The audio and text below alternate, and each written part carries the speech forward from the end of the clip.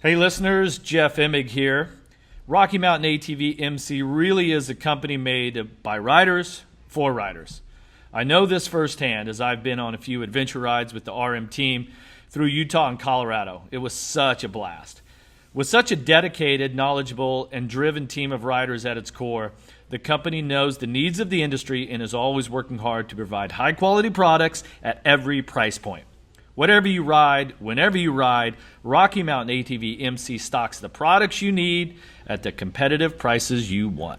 He said, if you can't win, wreck someone who can. Exactly. And I knew I wasn't winning that. Why do people not get out of the fast lane? Every time I see that picture of you riding around with that big-ass fro you're wearing, I still get pissed. It was that night I said preparate, but I didn't say what I wasn't supposed to say, and that's A1. Hey everybody, welcome to Real Talk 447. I'm Jeff Emig, coming to you as always from the Fox Racing Studios in Irvine, California. And I got my man Ricky Carmichael right here next to me. He's in his home in Tallahassee. How's it going, Ricky? I'm good, man. I'm good. Glad to talk to you, and exciting stuff this episode. Yeah, so we've got a special guest coming up here in just a little bit. We're going to surprise you guys with. But I'm stoked to get another episode going. What's on your mind? Well, I think the hot topic is, what we saw this weekend. Two of the top guys, taking some bad crashes. Obviously, AC. I mean, he's done for several weeks.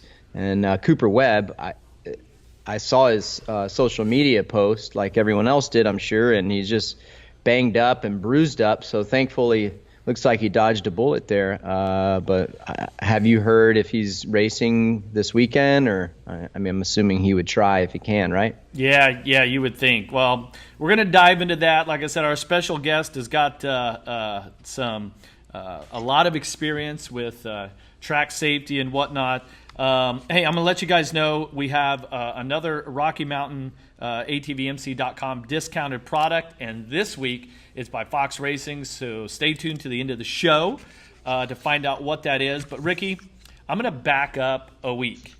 I know we talked after the show. We talked about it on last week's episode. I'm not done talking about it because I thought a lot about this, and I want to bounce this off you, and I want the listeners to tell me what they think. This thing of the riders going off the track and then, where was it, Tampa, where guys went off in the sand section, whether it was the guys in the LCQ and whatnot, and then they were cutting the turn, they were docked to position, right? The winner of that event, Shane McElrath, went off the side of the track in the sand. It just pins it down the side of the sand, gets back on the track. Like, he doesn't lose any time. There's no consequence for leaving the racing surface, right? And the way that the rule is written, this is 4.15 on-track regulations from the AMA Supercross rulebook. Item A, a rider leaving the course may continue the race by properly re-entering the track at the closest safe point to where the rider left the course without gaining an advantage. Okay, let's back up to San Diego when Anderson punted Brayton. Yeah. Brayton went down the side of the rhythm section, and in the next turn doubles back in and takes Anderson out. Yeah. Dude, like, he lost no time by going off the race course. I don't think that's enough. I mean, I could go through the whole thing here. I don't want to bore you with it, but so here's my thought. Here's my proposal. If I was to set in one of the meetings where they were making the rules, I would say that if you go off the course, you have a mandatory stop and go. You have to at least stop, come to a complete stop, and then go. Thoughts? Stop and go seems a little aggressive, but I'm with you. There definitely, it needs to be more clear on what they deem as an advantage or not gaining an advantage when they go off the track. In our day, it was just, hey, if you go off course, chop the throttle and re-enter at a safe spot. Or if you go off, maybe this. maybe you have to re-enter where you went off. Well, but see, that's the problem with Supercross. If you're in the middle of a lane, you can't, like, let's say where Dean Wilson crashed in the whoops last week in Arlington. Yeah. In between the rhythm and the whoops. Like, you can't, like, it's all messy right there. There's not enough space. But to me, the stop and go then gives the rider a time to stop and not hit any track workers and safety officials and everybody there. And it also gives you a second to stop and look to see, okay, let me see where riders are and let me re-enter and in a safe time. But that wouldn't be fair to a guy like what happened to Brayton at San Diego. He got punted off course. That's part of it. It's going to balance out. No, it's not. If he had to do a stop and go, don't get punted. Huh? Don't get punted. Okay. Part of there at times the incentive to stay on the race course is there's some sections where it might be quicker to go off the track and go down the side, like what guys do off of the start. When it's all messy, guys go off the side and then you come back in. Dude, it's like they lose no time. I don't know. That's my rant. I'm done unless you want to. You're fired up about that. Yeah, one. I don't know. I'd love to hear other people's thoughts on that. So hit us up on @Talk447 on Twitter. Hit us up on our Instagram accounts. Hey, you had a Slick Products wash kit to give away. Yeah, and there was a lot. I got a lot of messages on that. Yeah. Even. Well, this gentleman, Joey Latino, is the kid's name or guy, or I don't. It doesn't. I went into his bio, and you don't have much information there, my man. But he's on Instagram, and it's Joe Latino 481. So you win the Slick Products giveaway this week. We appreciate you. Thanks for playing, dude. He submitted it on Wednesday, the next day. So he was on it. Appreciate you listening and watching, and we'll get you out a Slick Products wash kit, man. And that was to wash kit. Yeah, and that was Jordan Bailey, 11th place, main event. So he picked the winner on Wednesday. That was his overall finish. And with Jordan, where do you think his over/under was? How are you feeling about that? I would say I thought he would be anywhere from 7th to 10th is what I thought. So he missed it just by one. A little bit. All right. But it's a tough field, and you know that the Triple Crown format. It's a lot of moving parts, a lot of things happening. So yeah, it was definitely an interesting weekend all the way around. So some people love the Triple Crown, some people hate it. I think last weekend was actually really interesting. Hey, so last week, Ricky, you might have seen, I decided that I wanted to do this huge prize pack on Instagram. So what you had to do through my Instagram was you had to comment on my post, tag 3 friends, and then I was going to pick a winner. I got a few hundred of that, so I appreciate everyone doing that. My pick is Jeff Loop. He's at Total229 on Instagram. So congratulations, Jeff. You've won the RC Wash Kit from Slick Products, a set of Emig Pro V2 lock-on grips, the Fox Racing hat. It's just a Fox head with it's not a flex fit. What would it be? Snapback. And then Rocky Mountain ATV MC is going to give you a $25 gift certificate. So thanks, everybody, for participating in that. And his comment was, check out this dope podcast. I mean, there are lots of great comments and everything. I don't know. It just kind of hit me. So appreciate that. And congratulations on winning the wash kit, or the prize pack with the wash kit in it. Hey, last week, Ricky, Monster Energy Supercross saw a few of the top riders go out with huge crashes, pretty hard hits. Some blamed the format, others blamed the track design. So obstacles, everything that you can think of. So Ricky and I yesterday caught up with a former 250 Supercross champion who is an expert in all things Supercross, track design, and safety. So take a look at this video. Okay, Trey Canard, welcome to the show. We really appreciate you being on with Ricky and I. Obviously, last weekend of Monster Energy Supercross, there was quite a bit of riders got injured. Lots of the pundits, the fans, everyone in the industry, they have a lot of opinions. The reason why we were so thankful that you could join Real Talk here is because you are an expert, not only because of your racing career as a 250 East champion, correct? Yeah. 250 East champion a couple of years ago, and then you've won 450 Supercross main events. Unfortunately, you've also had some injuries throughout your career, pretty substantial. And then you, a few years back, decided to start an organization, a nonprofit called the Racing Standard. So I was hoping that you could bring us up to speed on that.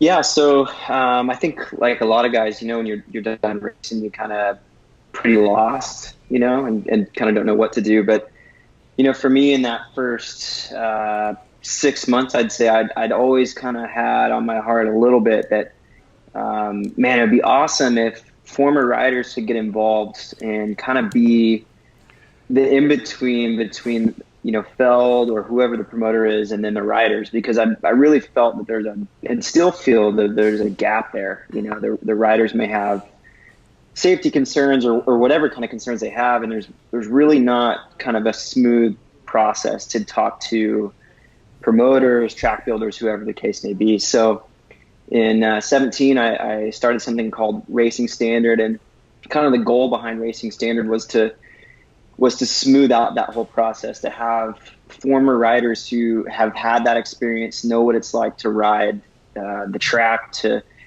experience kind of difficult sections you kind of know are going to be sketchy, even on track walk, and then kind of smooth out that whole process so that if someone has concerns even walking the track, you can kind of get on it soon.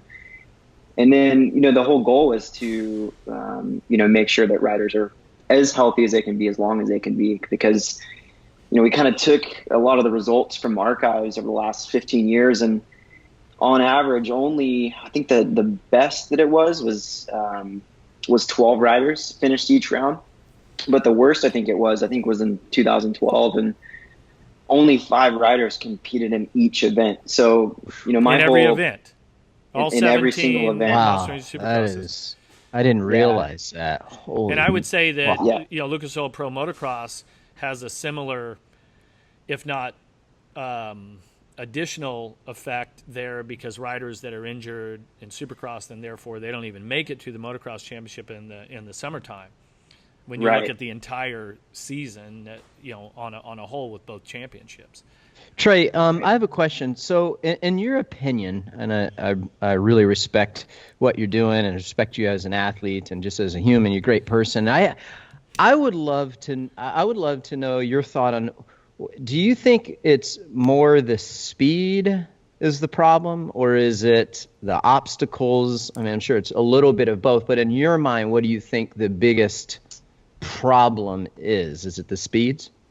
I think the best solvable solution to me is I think speed is one of those things, but I think the obstacles being consistent is one of the biggest things, because I mean, you guys know you hit something all week at home and it feels a certain way, and then you get to the track and it could be 2 inches off. And like for me, there was a couple crashes for me that happened like in the first couple laps of practice, and I was just kind of, not taking my time like I should have, but also things were different. They were spaced differently than I was used to, and they weren't as consistent as I thought they should be. And so to me, I guess to answer your question, I think it's a combination of a lot of things, but the thing that I think matters the most to me as far as safety is concerned is consistency, knowing what the track's going to be like each week. Okay. But that's great. And I can see I could totally understand that. And it's weird. I thought for sure you were going to say speed. It's like because these the bikes are so good now, and the guys are going so fast over these. I mean, the hot topic this weekend clearly is the Dragon back. They're going so fast. So, like for the RCSX at Daytona, I mean, my biggest thing is trying to slow the guys down. That way, if they do fall, the speeds are going to be slower, and the chances of something really bad happening, I feel, maybe a little bit less. But so that's my biggest thing. And from an amateur side, I feel like when you go making the track too easy, then the speeds go faster. Yeah. So is there a certain obstacle that we can make? Like sometimes I know wall jumps work pretty good because you have to slow up so much for it if you make it to where they can't launch it, so they can't carry the speed to do that. But that's I thought that you would have been swayed more towards speed, but definitely I agree with you when you say it's a combination of both. But the consistency, that's a really good point. Can I jump in there, Trey? So the consistency of the track build, but let's just focus directly, since Ricky brought it up. The Dragon's back before the first triple at Arlington last weekend. It bit Cianciarulo in practice, which could have been really bad. A broken collarbone. Wow, that's all. Should be thankful. Cooper Webb almost did the same thing. I almost, for a second, thought he was lucky that he got off to the left side of the triple. Then he, nose wheelied the thing up, and it just ejected him, and we've all seen the video. And then he lands on his back, and that wasn't good either. But if he had gone straight in the triple, that would have been like hitting, a wall straight away. Yeah. But that even during the race, that the Dragon's back, the lips, the bumps, those whoops would have changed 2 inches. Right. So yeah. No, I 100% agree. And you there's just no way to maintain those things. I mean, you guys know the last lap of a 450, main is like. It's like a landmine, So my whole thing with racing standard is that there's not a standard as to what it should look like. It's kind of how the dirt stacks that week. Whoever's operating, it could vary a lot. And so, for me, when I saw, and I don't want to be that guy that's like, oh, I saw it coming or whatever, but on Instagram, I saw that week that the top stair step wasn't as tall as the second one. So there's like a progression, right? And sometimes what happens is that the progression doesn't continue. And so that's what I saw this weekend, was that you had 1, 2, 3, 4, and then the last one didn't continue with the progression. And so when you make that little bit of mistake, like we saw with Coop and with Adam, and multiply that with speed, there's not a really good recipe. So then, some people were, we had, the keyboard warriors on Twitter and whatnot. Oh, it's the Triple Crown. It's like, really? The format has nothing to do with this. But then you take a very simple obstacle, and our friend Justin Brayton jacks it up going over the finish line. It's not like he even scrubbed the thing. It wasn't even a Bubba scrub. It was a Justin scrub where he was leaned over a little bit, and he catches his foot and kind of lands a little weird and gets on the brakes and flies off the side of the bike and smacks the ground, right? So that was a pretty simple obstacle, but yet he took a pretty big hit. So, where does the analysis come in on something like that? Yeah, for me, especially when I first went to Feld, I was like, look, I realized that in any athletics, there's going to be injuries. I think you could probably put, the same guys that were racing this weekend in the parking lot and just make a dirt track, and there's probably going to be injuries, because we're pushing to the limit. If you want to be the best, especially right now, you have to kind of go a little bit past your comfort zone, I'd say. So, like with Justin, he was setting up a lap. He wanted to make sure that you made everything count, and he just got a little too far over. So you can't, I don't think you can really limit everything, but I think the things that you can control, I think you should do your best to make them, as consistent as possible. So Ricky, Trey and I specifically remember you talking about the Dragon's back, like a couple years back, that it's not one of your favorite obstacles, right? It's certain. Are you certainly not Trey, mine? Hasn't this been on your list of like obstacles that you don't like? Yeah, 100%. I mean, it's a great obstacle, and I think especially when it's and I'm not digging on the Dirtworks guys at all, but I think whenever it's done, especially in like a really good progression, it can be good.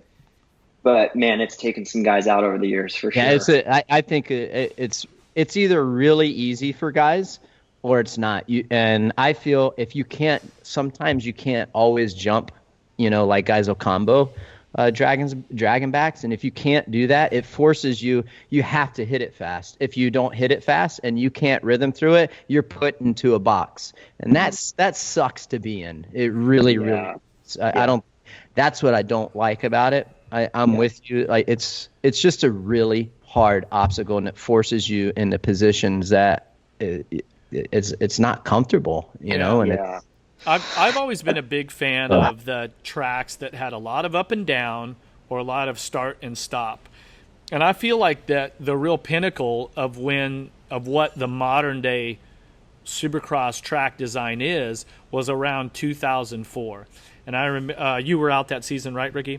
Yeah. Okay. Yep. Chad Reed would go out, and he was brilliant that year, right? Bike was just perfect. He was just firing on all cylinders. He could go out, whole shot the race. 19 of his 20 laps were like right on, like lap time wise, and then he'd showboat a little on the 20th lap. Lap time would drop a little, but he could ride perfect laps. And what I don't personally want to see anyone ride perfect laps. I want to see the best riders make mistakes. That's why I'm actually not a fan of them, other than maybe the face of the triple. I want the track to go to crap, right? So where were we at? A couple weeks ago, you guys were in Tampa, and the track got so chewed up, it slowed it down, and that's when Cooper Webb seems to excel, is when the track gets slowed down, a little bit choppy. You ride all the turns, you're like cutting inside, and you're kind of where you have to take alternate lines. But you can't ride perfect laps because of it. And sometimes I wonder, this is just a question, it's kind of my own, opinion, obviously, is in Supercross, do they work on the track too much? Do they make it too nice to where it's too fast? Yeah, I remember I talked to Kevin Windham when I first was doing this because, I really respected Kevin, and he tried a couple things during his career as far as a riders union and a lot of things like that. And, I remember him saying, like, you're never gonna change this. You're never gonna really make an impact on it. And I think in ways he's right, because the speed of the 450s is just a lot. I mean, you guys know better than me because I didn't ride two strokes, but and not to do the two stroke, 4-stroke thing. But when I tested for Ken this year to get ready for straight rhythm, I was riding and like I would mess up in the turn, and then I there was no way I was tripling something. No way. Where now it's like I could probably cruise the turn with one hand on the bar and just go brap, and I could do it. So I don't know. I think there's so many opinions on this: track prep, track rough, walls, big whoops. That it's going to be really difficult to manage. But I think you're right, Jeff. I think especially the turns, there's certain lanes that I think you got to stay on top of just because the G outs and things like that. But the turns, I think, man, you just let them go, because especially if you're having a hard time getting something, it's going to be even more difficult if the turn's messed up. Well, Ricky, you were right in front and center for the 250 two-stroke transition to the big 4 strokes. I remember, our friend Michael Byrne talking about it. He says, hey, back in the day when you're on a 250 two-stroke, like you're in a rutted rhythm section, he goes, if you cross-rut or you mess up a little bit on a 250 two-stroke, he's like, you're done. He goes, once we went to 4 strokes, you mess up, you just sit down and turn a handful of throttle and and you're back on the rhythm again. And some guys, Trey, correct me if I'm wrong, because you're more involved on the riding and the coaching and talking with the riders more. But dude, they'll do first gear if they have to do a triple right out of a corner, right, Trey?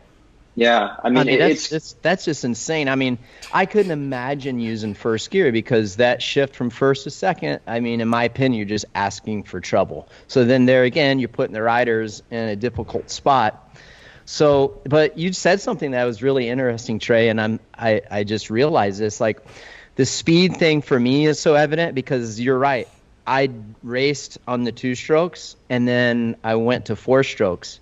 And that's why, to me, it's so evident. And I never realized that you weren't ever on 2 strokes. So that's where, like, it blows my mind just how fast the bikes are. And that's why I kind of trip on it a little bit. Like, man, it's just speeds are so fast. Like, is that, and when you crash going faster, you know what's going to happen. So, yeah, I never realized that. So man, that's crazy. Hey, I'll date myself. I've actually never used a whole shot device. That's how long ago it was when I raced. It's like standard. I don't know that I've never not used the whole Trey, when they first introduced it, Trey, like, I don't know. This might have been, I think, 2002. I think the Yamaha guys had it. I was totally against it. Hey, it went down like this much on the fork. I mean, barely. It was funny. It's like, this isn't even doing anything. Now there's like no weight on the back end. But that's what do you think? So I was doing my notes for this weekend in Atlanta, and the 450 guys, Trey, they were very, very outspoken, especially Kenny and Eli about that, about the last jump on the Dragon and how it was the same size as the one before the last one. And they were pretty tough on him and like, I don't know the thinking behind that. It shouldn't be like that. And yeah, like that. So were you okay with the second to last or first to last one not being bigger, or what? Like, what's your thought on that? No, I'm not, man, because I think it was a big gap too, right? Like, you had to go a long ways to make it over the downside, and so you got to carry a lot of speed, but if you carry the consistent speed, you're going to miss it, because it's that progression. And so now you're not worried about just making it over the downside. You're worried about rolling out of it and making sure you hit the top of the last one. So yeah, like I said, I saw it on Instagram that week and I was like, man, that's not going to be good. And then, like second lap, Justin Brayton almost did the same thing as Coop and Adam. So yeah, that's right. I think I saw him. Did he fall or did he go off the track or something? He rode the front like a lot slower though, and then just kind of like fell over on the face of the triple. Okay. Wow. Okay. Yeah. So it's down on it. Right. Yeah, and the problem with that, and this is, we're obviously not criticizing, we're just analyzing. And in that situation where you say, okay, we put this obstacle together with this, I kept looking at it like when you're in this angle, like Adam Cianciarulo was, dude, it's like hitting a wall. Like he stopped and the bike didn't even go, above the top of the triple, I don't think. Same thing with Jet Lawrence a few weeks back. He crashed coming out of the whoops, but just endoed right into the face of a jump and just completely slammed.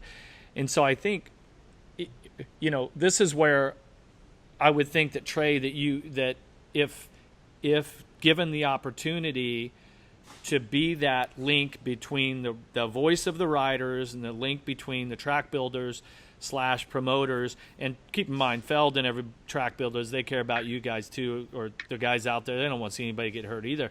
But that might have been that situation where, hey, look, these two obstacles, we've looked at this over and over, maybe we shouldn't link this thing to this combination, right? Yeah, no, and part of what I was wanting to do is data. Like, I think it's really easy for us to sit here and go like, this should have been that way, or this should have been that way, or this, this and that. But, if you could get some numbers and try to quantify what's happening, because I might think, driving backs are sketchy or whatever, all I want. But until I can go, 80% of your injuries are on dragging backs, I don't really have anything to stand on other than my opinion. So that was kind of my thinking with that. But part of what I wanted to do as well as a rider, because like you said, Jeff, these guys have no intentions of hurting anybody. Like, that's the last thing they want to see. Sure. They want the guys to be stoked, right? Like, they want them to come off the track and be like, dude, the track was awesome, good job. And same with Feld. I remember, talking with Dave Prater, and he was like, you got to realize, like, keeping the riders safe is in my best interest. Like, totally. If they're hurt, like, why would I even want to have a race, So I think for me, like, the biggest advantage of having someone, whether it's myself or whoever, there is you've ridden it, so a lot of the guys on Dirtworks, they're great people, they're great operators, but they've never really ridden Supercross to the level of what we have. And so if you could have someone that has, I guess I could ask you guys this, was in your career, whenever you walk the track, my guess is, I know it was for me, that there was usually obstacles that I looked at and I was like, yeah, that's going to get people, So if you could have someone that is, been there, done that, ridden that, kind of know what it looks like there before the race even starts, I think you can maybe limit some of this stuff. So I know that was kind of a roundabout way to answer your question. I'm not sure I really did. Yeah. But, hey, so to answer your one question, there were times that I'd go out for track walk and I'd be like, nope, I ain't doing it. I better get a whole shot and ride the insides. Like certain stuff, I just mentally, I'm just like, I don't want to do that. For me, I would say, especially like in the years that I was racing James, I would see things on there that I knew he was probably going to try. And I was like, gosh, I was hoping, like, please, I hope he doesn't do this, because I didn't want to be put in that box. And I don't like when the riders are put in a box to where they have to do something to have to do something dangerous or sketchy when to get a win or something like that. That's my deal. So anyhow, to answer your question, just like Jeff, of course, it's like, oh gosh, I hope they don't do this. Yeah, and I think it's hard for the Dirtworks guys too, because guys complain to them, but they don't know if that guy's just having a bad day, if he's off, if he just wants an advantage or what. So, I like you said, man, I've felt that a million times, where I'm like, dude, I just like praying no one does this, or like, because if I want to be competitive, I've got to just do it. Yeah, well, you guys both raced against James Stewart, where he just looked at it visually. He's like, yeah, I'm doing all four of those. You're like, damn, really? I'm fine going 2-2, man. Podium's gonna be let's good. just go 2-2 and see who can do 2-2 the fastest. Have a 2-2 right? rule. Have a 2-2 rule. Let's have a gentleman's agreement here. No quadding and just 2-2 as fast as we can. I'm with you on the standardizing for sure. I think that's awesome. One thing that fires me up, and I really want to hear your opinion on this, Trey. I get frustrated when there's just no continuity in the whoop size. One weekend they're big, one weekend they're small, one weekend they're round, steep, the distance in between them.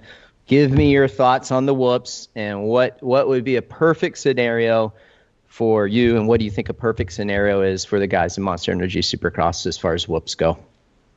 This one's really hard for me because you want to see guys skimming whoops. Like to me, like when I look back at you guys' era, especially, it seems like there's a lot of whoop skimming happening. Where, it seems like pretty much all races, most of the races right now end up being jumpers. And I think it's because the bottoms are getting a little more round. Like I remember my first Supercross rolling through the whoops and just like I would get to the valley and I would like my bars would turn sideways, like I couldn't even roll through them. Now it's like guys are going out the first lap and kind of going brap, like kind of doubling through there. So I think that makes it safer to me because, if you drop a wheel, you're at least have a better chance of maybe getting across it. But I think the biggest thing, like you're saying, Ricky, is consistency. Like, knowing that it's going to be at 13, it's going to be at a certain angle, no matter what. Like that's got to be like spot on every single time. And I think it's hard for those guys for a couple reasons. I think, dirt's going to change, the way that it stacks changing. the machinery that they're using is not always the same.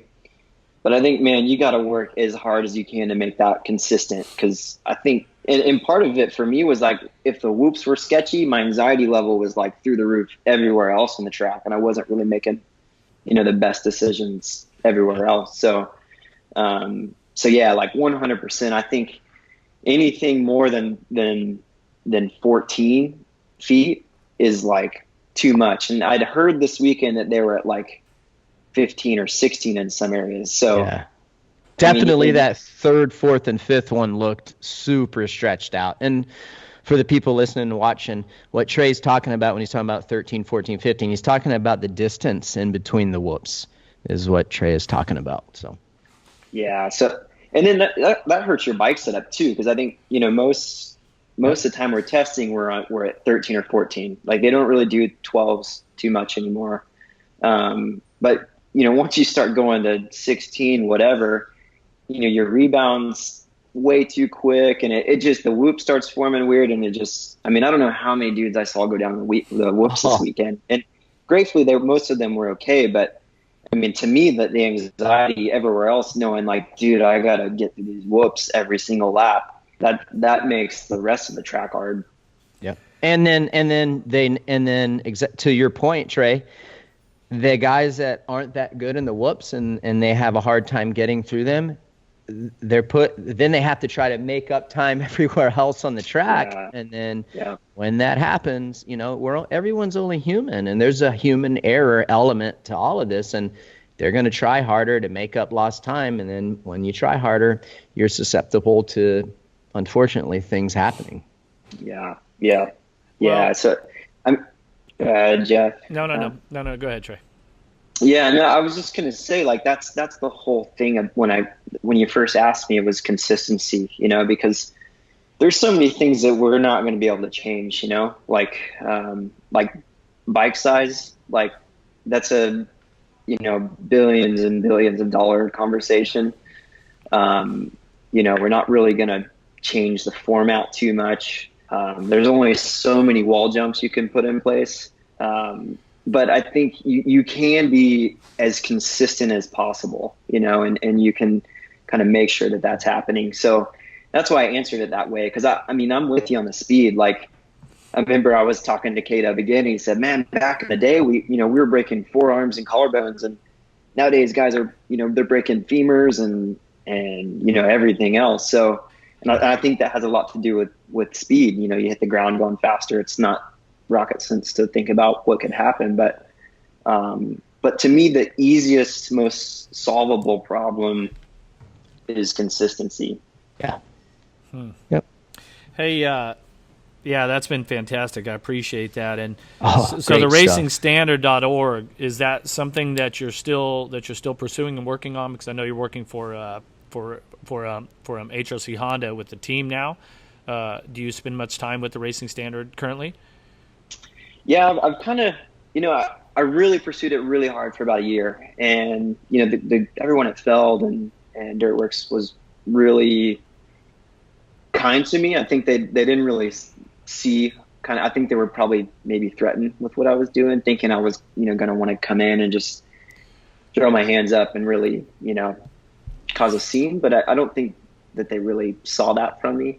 And so I think they were really good to me. I think what really hurt me, in the year that I really pushed for it was really hard to gain the support of the whole community, because I think I think what it comes down to is people are busy. And to me, the only way to do this is you've got to be completely unbiased here, So Mike Newey actually talked to me about coming and working for Feld, and I told him I didn't want to work for Feld, because I think the moment that you become, one part of that, one entity that kind of is a part of all these different entities, I think you become a little bit biased, and your decision making becomes kind of swayed. So, what I really wanted to do was gain the support of the community, as far as all the manufacturers, all the riders, AMA, Feld, and so that it's a collective effort, and that no one can really outweigh anyone else, and it can be really truly based upon what needs to happen and not what anyone's agenda was. So it was really difficult to gain that, honestly, and I didn't really get it, and so I kind of pulled back from that part of it. I'm really interested in now and just kind of trying to continue the conversation, because I think the more people that want to be involved, the lot easier it's going to get. And I don't know if that's 1 year, 5 years, 10 years, whatever that looks like, but I think the more we can talk about it and think about just advocating for riders in general, I think the more doable it gets. But my focus right now is I really want to put out some content that can help educate people, not just with track safety, but just things like things that were hard for me to understand. Like, man, I was 16 years old and I got this big contract, and I was like, man, I'm making this money. I don't know what to do with it. So I really want to focus this on just advocating for the riders, educating people that don't know much about it. And I don't know if track safety is going to continue to be a part of that, but man, I'm really passionate about it because I've seen a lot of my friends get hurt, and I've experienced what that's like as everyone that's done this has. So I think there's a need for it. I just don't know exactly where that lives. I think that's the hardest part, is finding where that lives. Gotcha. Well, Trey, we appreciate you joining Real Talk 447 here and getting your insight on this. Love seeing you around the races. Continued success working with HRC Honda. Ricky, you got anything else? Yeah, I mean, Trey, you're a great advocate for the sport, and I can tell you there's a lot of people that appreciate your good deed, my man. And thank you for your time today. I know that you're a busy guy, and I promise I'm going to come interrupt you next time I see you in conversation at the track, okay? Sounds good, man. I appreciate it. Thanks for what you guys do, man. This is awesome. Stoked to be part of it for a minute. All right, Thanks for being on. That's Trey Canard, the Racing Standard, also riding coach, test rider for HRC Honda. See you, Trey. Thanks, guys. All right, Ricky, that was pretty cool to have Trey Canard on. Yeah. Lot of good information there. You can tell he's got a lot of passion. He really cares about the sport, cares about the riders, and with the Racing Standard, seems like he's fighting the fight, trying to break through that or bridge those gaps, if you will, between the riders and the track builders and Felder promoters and everyone. So, thoughts on that?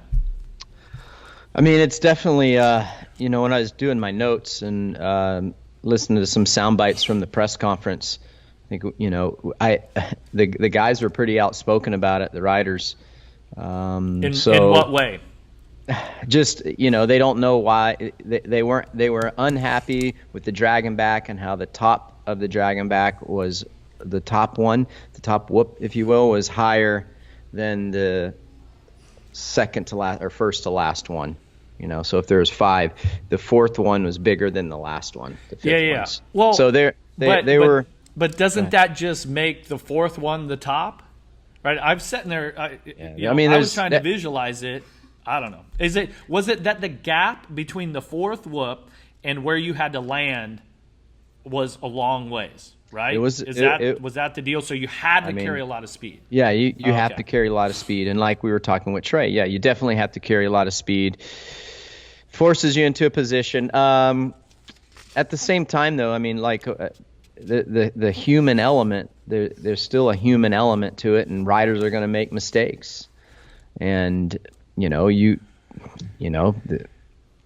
that's the hard part, is what's too much, what isn't enough, and guys, people are only human, man. They're gonna mess up, but there definitely needs to be some continuity. I think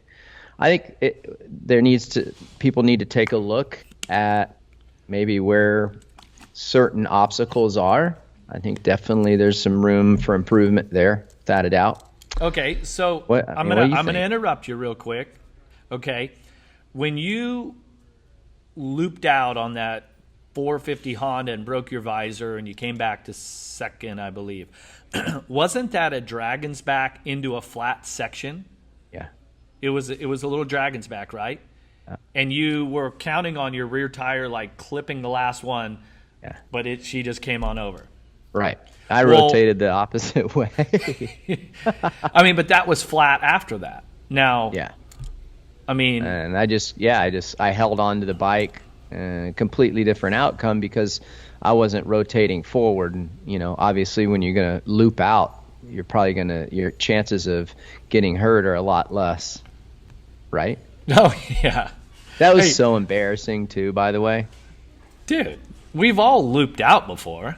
Yeah. I got two good loop out stories real quick because I know you love hearing my stories because I'm so short and quick and concise with them. They don't run on forever.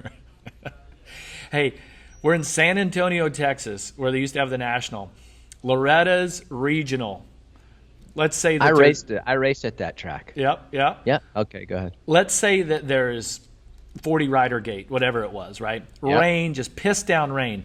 The far outside gate was grass, and the other 39 gates were like disc up, like 2 feet deep mud. I'll give you one guess of which gate pick I had. The very inside. No, well, it was the outside. I had the one good gate because it was in the grass. I don't know what's going on. You okay? Hey, so I have the one good gate. Everyone else is completely jacked, right? Guess what happens when the gate drops? One guess. Loop out. No. Oh, dude, No. I had the hole shot. I would have hole shotted by 10 seconds. I loop out. I'm just so aggressive, throw it away. And, yeah. Right. And then, of course, in 96 in Steel City. I remember that. You remember come out of that? that corner and just right? Yeah, so that was your first pro race. Yeah, that was my first pro race. I remember you doing that. Oh man, this ain't a good start to a championship weekend. But no. Damn it, So you made Jeremy it. McGrath, You made it happen when it counted though. Yeah, Jeremy McGrath and I are locked into a couple point championship battle, last race of the season. So I'm chasing him in the final practice of the morning, final practice of the day. You drop down and then hit that off camber and turn into the grass section, the pro section. It was this big rut, and I am behind him, and it kind of comes uphill a little bit. Well, I pick the front wheel up, dude, and I can't get the throttle off. And for whatever reason, I didn't grab the clutch or whatever. I looped the bike out, break the rear fender off, okay? And I'm on my hands and knees. I get up and I'm like, oh, shit. And I look up and, the fans, it was loaded that day, right? It was the showdown. Everyone wanted to see he and I go at it. I look up, there's, a couple thousand people at the fence. I was so embarrassed. And so then my practice was over. So I got to do the ride of shame back through the middle of the valley there. With no rear fender. No rear fender, right? Might as well have just broke my visor off while I was at it. And I ride into the Kawasaki rig. And I tell Jeremy Albrecht, my mechanic, I'm like, dude, the throttle's stuck. I don't know what happened, man. Throttle stuck, right? So they have to hurry up and there's a little bit of time. But so they change every part on it, check the carburetor, check the cable, the throttle housing. They put all new parts on it and everything. Well, we go on to win the championship that day. I go 1-1, have this great day. And then Jeremy, I don't remember it, but Jeremy Albrecht, he says, yeah, don't you remember after the race we were sitting in the rig and you admitted that the throttle didn't stick? You were just embarrassed and you made it up. And I'm like, really? I made that up? He goes, yeah, dude, you totally admitted it. I guess the fact that we had won the championship kind of canceled out all the lies I told earlier that day. But Yep, I remember watching that. Larry loop out. Anyway, all right. What's your biggest takeaway from the race last week in Arlington? I think that I think Eli Tomac's for real, dude. I think that he has learned from years past. I think that he is up for the challenge to keep that red plate and bring that thing home to Salt Lake City. I think we're going to see him win. I say he's good for another 6 to 8 wins this season. Cooper Webb, losing really 2 good guys, that was a bummer. So I took that away. And just another thing, I don't know where Ken's at. Where's he at? He's still hanging in there. He's putting himself in some good positions. He's getting on the podium. So, where's he at? I want to see where he's at. mentally also. So that's kind of what I take from Arlington. That's where my head's at. How's Webb going to respond? I feel like the 3 is the guy to beat. I agree. And on my notes, I put that question: can Tomac win the rest of the races? Like, I think he can. One reason, one of the top title contenders from the last few years has been Marvin Musquin. He's out with that knee injury, gone. Cianciarulo, broken collarbone. So he was a rookie, but he was in the mix. He was making it difficult. He was starting up front. He was somebody that every rider was going to have to deal with, and you just thought, okay, he's going to get his first win soon. Yeah. Title contender, maybe not exactly the full 17 races, but for sure somebody that you have to contend with. He's gone. The reigning champion, Cooper Webb, with this injury, he's probably out. If he's not out, he ain't going to be riding at 100% this weekend. So could you imagine, though, dude, if that dude just got angry and went on a run? It's highly unlikely. Are you talking about Cooper Webb? A Webb, yeah. And makes a comeback for the ages, and he's that type of rider. He can.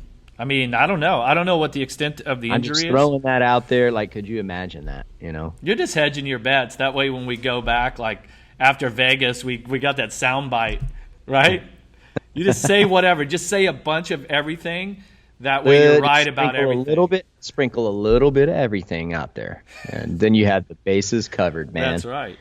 That's right. Dude, we haven't talked about it, but Joey Crown, he's doing really well. I don't think many people expected him to do it. He got 7th this weekend. Yeah. So I started playing the Pulp MX Fantasy Supercross along with the Rocky Mountain Fantasy Supercross, and it's a different format. Like, you can't pick the same riders each week, and they actually have like a not a plus minus, we call it the handicap. And after round 1, he had caught my eye no matter anyway. Yeah. And then this week when I had to pick my riders, he had a really nice handicap. So yeah, it's pretty impressive. Yeah, and that one, I can't remember what race it was, but he was running up there with the top guys. It was a lot of fun to watch. Sexton, that was great for him to get in there. Those guys are going to be sharing the red plate this weekend in Atlanta, so that'll be a lot of fun to watch. I can't wait to see that.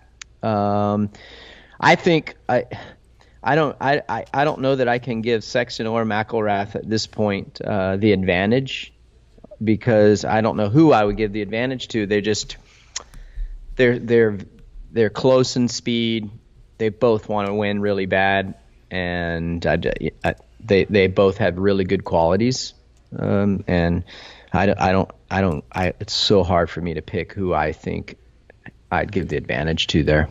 We need a good head-to-head race with those two, right? Because McElrath, I'm not sure which one of you on the broadcast mentioned it. They said that he hasn't changed his bike setup in 2 months. I'm like, yes.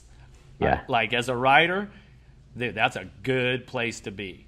Yeah, for sure. Like, just let me ride it. I can ride it at any track, right? Well, and he's been ready to go since A1. Like, so I mean, he is in tune. Yeah, he loves the bike.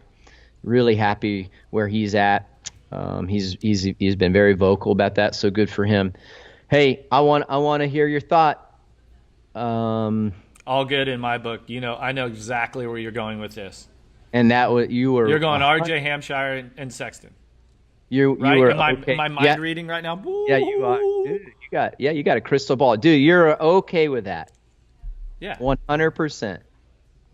Dude, yeah, but that turn when I first turned on Race Day Live and I saw the first long shot video of that, I go, dude, finish line turn, look out. Because you're a dirty rider, dude. Especially with you, like when I cut you off at the U.S. Open. Yeah. I'll admit it. You probably didn't admit finally it gonna then. admit it? Probably didn't admit it Oh, then. your throttle didn't stick? Or It was did. your steering was stiff? You couldn't like it Yeah, my turned- balance was off, and when the gate dropped, I cut over on you. Why did you do that? Because the whole race at the U.S. Open, I mean, the track was about as big as this conference room I'm in right now. So you tell me. I mean, Were you thinking, oh, I'm going to start 10th and come win this thing? I wasn't expecting you to like put me into the tough blocks. I'm like, well, I might have hit a rock or spun. That was when they had the little plexiglass on the deal. I might have spun. You know how it goes, Ricky. Gotcha. I'd never do that to you. Hey, you are that no harm, no foul. You are completely okay with that pass. Well, Sexton, if you watch it, and okay, he goes in and he was not making like a round turn. He was kind of going in and stopping, and that's what it was going to take to make the pass. I think he it could ended have up made being the a pass. little. I don't agree with you. He could have made that pass without making contact. Yeah, but then you give the guy the chance to retaliate. This way, you don't have to worry about No, him you no more. don't. I mean, Did he have to worry about Sexton the rest of the race? no, dude, you're being. I'm just you're trying to on ruffle one your day. feathers. You're on one day. There's no way you were okay with that pass. Bro, I come from the early 90s. Why don't you go back and watch a couple of Monster Energy Supercross events before they were Monster Energy Supercross events and look at what the environment was when I grew up. Dude, it was next level. That was like you'd see that 5 times in the main event among guys in the top 10. I don't think he had to make that kind of contact. Nah, probably not. He did. Probably not. It's going to be exciting, but dude, I didn't realize this until the presser after the race. He did that as payback. Sexton got him in Millville. Oh. At the National. Yeah, that's what all that stemmed from. I'm like, oh, dude, no wonder. He's like, so now he says, hey, that was retribution, and he didn't say that, but he's like, yeah, it was payback. I owed him one, and he said, and RJ says, I owed him one, and we're even now. Dude, I mean, that's out there. Last August. Forgive, but never forget. That's right. Well, hey. Oh man! So I'm like, okay, no wonder. It's kind of like hockey, right? You have your guys on the team. They're kind of the enforcers and the protectors, and there's kind of a balance to it. You know, when I first met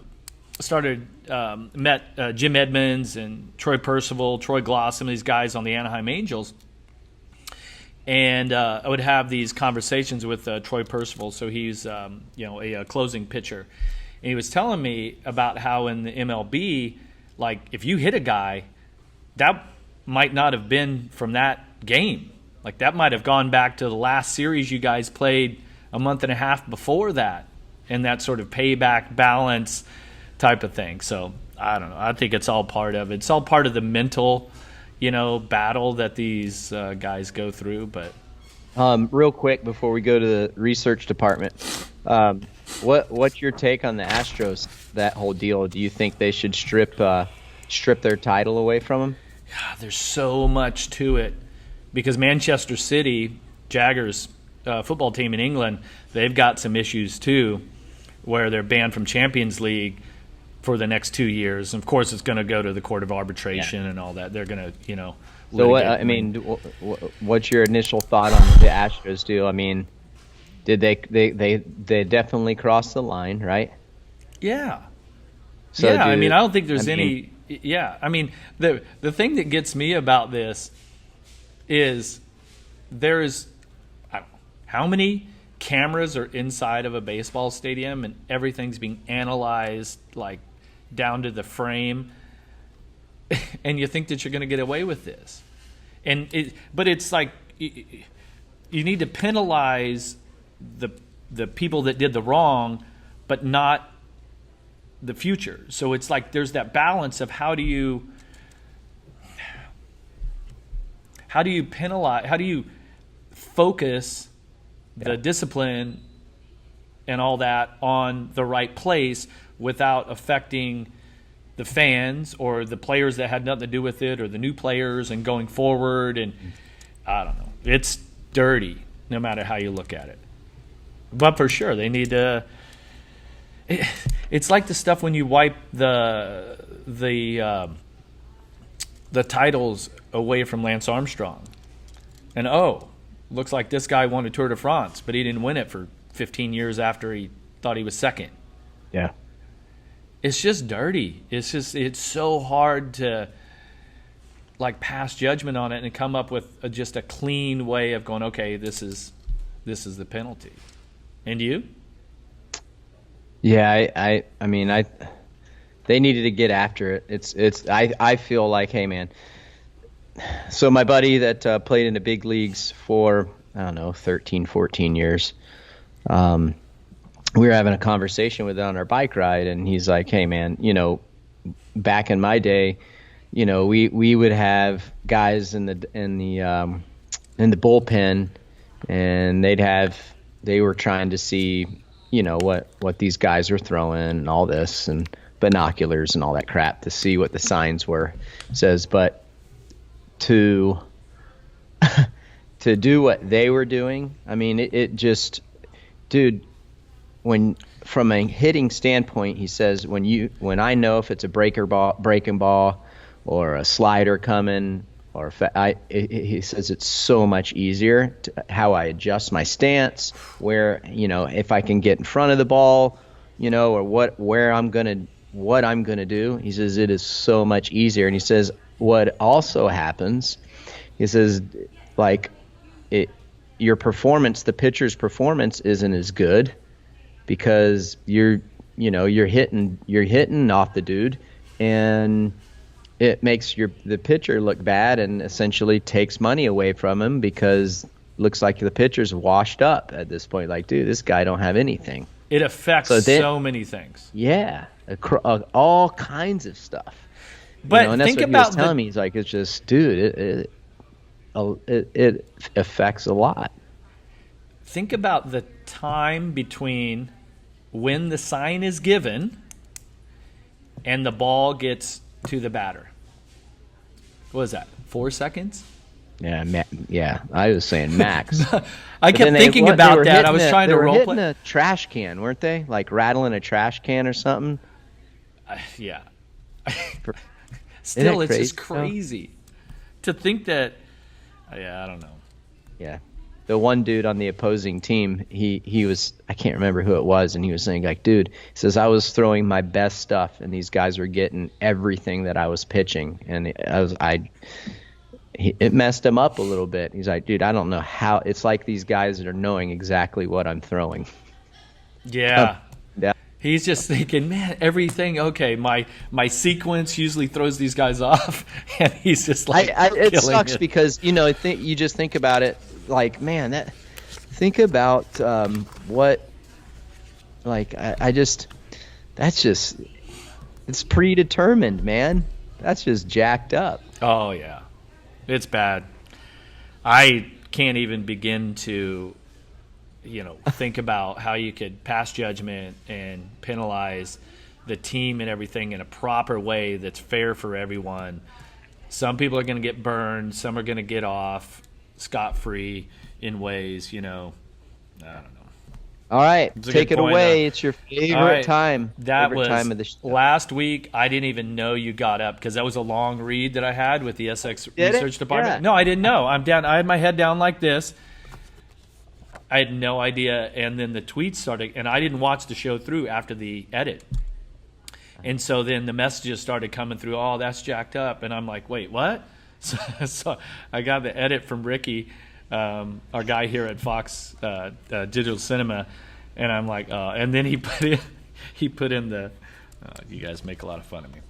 All right, so this is a little bit shorter, Ricky. Hopefully your bladder is going to be able to take it for this amount of time. You're good? All right, well, thanks to the SX research department here. All right, Eli Tomac was your overall winner at the Triple Crown event on Saturday night in Arlington. It was his 31st career win in his 105th start and 4th of 2020. The first rider to 4 wins has won the championship 34 times in the 46 years of Supercross, which is 73.9%. So first to 4, that's a good number. And if you exclude the seasons where no rider won 4 or more races, the first to 4 wins has won the championship nearly 80% of the time, which is 34 out of 43, 79%. Since the Triple Crown format was introduced in 2018, Tomac has been the most successful rider of anyone. His Arlington overall win was his 4th Triple Crown overall victory, 2 more than any other rider. Cooper Webb has won 2 Triple Crowns. Ken Roczen has won 1. Jason Anderson. And those were in 2018. Tomac's 2 individual race wins give him 7. Again, 2 more than any other rider. So that's of the Triple Crown races, which is a 3-race format, he's won 7. Roczen has 5, including the first 4 of 2020. He swept Glendale and then won the first of the 3 races on Saturday night at AT&T Stadium. Other Triple Crown race winners include Webb, who has 4, Anderson and Marvin Musquin have 3, Brayton and Cole Seeley with 1 apiece. If you want more research, check out SX Research Department on Instagram for all things stats related. Thanks, Research Department. Thanks, my man. Boom, flipping the pages. Yeah. Thoughts on that? Looking pretty good for the 3 when you read that. I know. That's crazy, dude. Think of that. The first rider to 4 wins has won the championship 34 times in the 40s. Those are some good odds out of 46 years. Yeah, and I wish I You had. weren't. That wasn't you. I was the first to 4. No, you didn't win 4 races that season. I won 5. You're right. I didn't win 4. I won 5. I didn't even think you won that many. Oh yeah, yeah. I think. Really? I think I was the only rider to win 3 or more, or maybe 4 or more. Yeah. Anyway, hey, so my Rocky Mountain Fantasy Supercross picks for last week were Webb, Tomac, Roczen, Baggett, Anderson, and I had Dean Wilson for the wild card in 9th. And I actually had. I told you. Yeah, and this is why I wish I'd had listen to me. this information from the research department last week, because once you look at that, you're going, wow, okay, I was on the Webb wagon. Definitely was on the Webb wagon. I did have Roczen as my first pick, and then I text Ricky after qualifying. Well, I was actually on a group text with Ricky and Ralph and probably JH or whatever, and Ricky texted me back. He says, dude, Tomac's your guy tonight. And I didn't, I just couldn't go there. I messed up. I put Roczen from first back to third. And then, so my Fantasy SX picks for Rocky Mountain didn't turn out quite like I wanted him to. But didn't I get Wilson right? I did get Wilson right. Yep. I think that's 2 weeks in a row I've got the wild card. Yeah. It still hurts my points. I'm not. But if you haven't played any Fantasy Supercross, you can go to RMfantasysX.com. Create an account if you haven't already. Scroll down to Browse Groups, search for Real Talk 447, and you can join our group. You can win all kinds of prizes and whatnot. They give away stuff.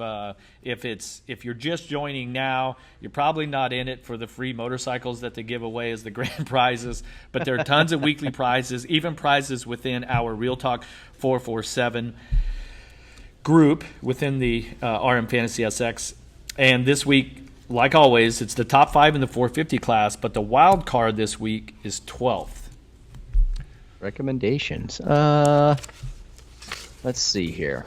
Hang on one second. So if you go to the points here, you look at riders that have finished 12th. Man, you're kind of right there at Vince Freeze. Freezy might be a good one. He hasn't finished 12th. He's been 10th, 14th, 11th, 14th, 14th, 15th, 13th, 11th. Yeah, but he's floating all the way around there. His average is probably right. I think that's a good pick. Plessinger. Yeah. Nah, I think he's gotten 12th. He's gotten 12th twice. I like your pick with Freezy. Yeah. Definitely. I mean, he kind of floats around that area. All right. Well, that's my recommendation. Yeah. But it's my recommendation, but I suck when it comes to stuff like this, dude. There's so many things, that can happen. I think that the fantasy picks, if Webb is out, now the AC's out, I think it's going to stabilize a little bit the top 5. I think we're getting to that point of the season where you're probably going to see Tomac finally, squash those gremlins and get on a run and could he win out? Championship. Could he win out? I mean, you always think that. A few years back, remember, he was just on fire and won a ton of races in a row. I think he can. And the big thing is the health of Webb. If Webb's out, I say he makes a really good run at it. Hey, so next week we got the camp. You're going to be here with us. We're going to be doing the show from here. You always mess with me about cleaning my motorcycle. You think I don't clean my motorcycle, and I tell you, actually, I enjoy doing that. So you want me to give you a lesson, and I'll show you how to properly use all the slick products. Yeah, and what would be good is if you demonstrate on my bike, since it's a white Husqvarna 450 that I'm having shipped down there. Okay? Brand new. So maybe I ought to put where's it at? The protectant. shine? Yeah, the protectant and to shine. Fill the pores on the plastic. We should do that. And then I'll Free- let free you ride. wash it each day and see how nice it comes out. I'll give you a lesson. You're gonna like the foam gun. It's a lot of fun. Good stuff, Hey, man. Just I'm cover- also sending back white boots. Icy Are you? white. Yeah. When do you get in, by the way? I get in Monday night. Oh yeah. Really? I shouldn't be jet lagged at all. Why? Oh, you're going I'm- out of town. Out of town, yeah. I'm going to the Grand Prix, the first Grand Prix of the season, Matterley Basin in England. Yep. I leave tomorrow. Hey, the high there is like 48 degrees and rainy, like the whole time. When do you? Just bad. Are you sitting in the big seat? Well, it's a medium seat, yeah. Okay. Yeah, it's okay. We have the Rocky Mountain ATV MC promo this week. Something that I think the fans are going to like. So check it out. We got a picture of it right here. It's a Fox Racing Smoke Blower T-shirt for $9.99, limit 2 per customer. That's got to be upwards of a $25, $30 T-shirt, right? Oh yeah, that's nice. That's a good. I like this is that a good design. one. Yeah, that's a good one. So go over like to it. Rocky Mountain, search for the Smoke Blower T-shirt, and if you use the offer code 447SMOKE, you can get that discount. Like I said, limit 2 per customer, and the offer is good for 24 hours after the show airs, which is usually Tuesday night, Wednesday morning. So thanks, Rocky Mountain. Everybody's been digging that. Those have been going good. A lot of people have been taking advantage of these little discount codes that we have. So we appreciate you guys shopping with our show sponsor. Heck yeah. Anything else, Ricky? We're going to wrap That's it up. it, man. That's it. I'm happy. It was a good one. Thanks again to Trey for coming on and sharing your insight, and that was a lot of fun to have him on. Well, it definitely shows that he cares about that. He's got a lot of passion for it, and hopefully we can keep bridging that gap and keeping our riders in Monster Energy Supercross as safe as possible. Right? No doubt. Well, thanks to all of our listeners around the world. Really appreciate you guys tuning in on either podcasts or watching on YouTube. Of course, Rocky Mountain ATV MC for their support, Slick Products, ODI Grips, and of course Fox Racing for all that they do, hosting us here in the Fox Racing studios, and the edit team, Ricky and Ryan and the whole team. We appreciate everything that you guys do. Also, make sure that you subscribe and like the program. We do appreciate the comments here on YouTube, if you're watching on YouTube. So make sure that you let us know what you like, and all the stuff about Ricky that you don't like, just go ahead and put it right in the comment bar. Perfect. There you go. You got me. All right, Ricky. Right when we're going off air. All right. Hey, don't forget to pick me at the airport next Monday, okay? You want me to just leave my white truck there? Cream puff? Like last time? I'm going to take a picture, and we're going to put it in next week's show. Perfect. That thing's nice. Thanks, everybody. Safe travels over there, man. Thanks, Ricky. Thanks, everybody. And as always, this is the Andrew McKeek Band with This Old Life. See you guys.